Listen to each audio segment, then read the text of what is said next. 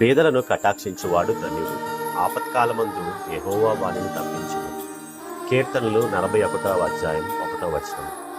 ప్రియనేస్తం, మనకు కలిగిన దానిలో నుండి పేదలకు సహాయం చేస్తూ వాక్యాన్ని నెరవేర్చడం అన్నది మన బాధ్యత.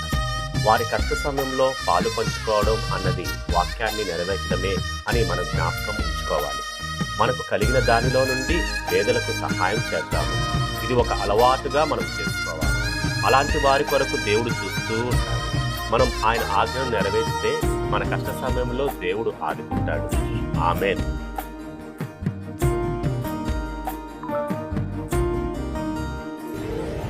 నీ కృపయే, ఇది నీ కృపయే, ఇన్నాళ్ళుగా నన్ను ఇలలో కాపాడినది.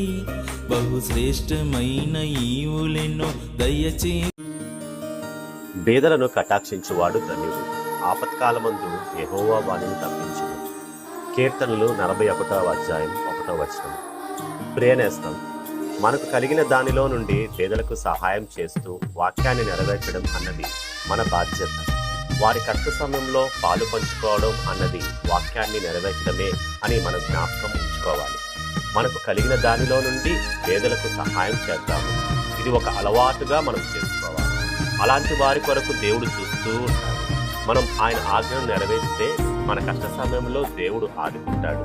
ఆమేన్.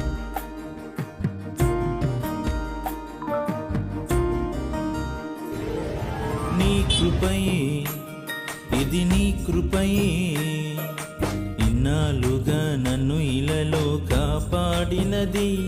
బహుశ్రేష్టమైన ఈవులెన్నో దయచే.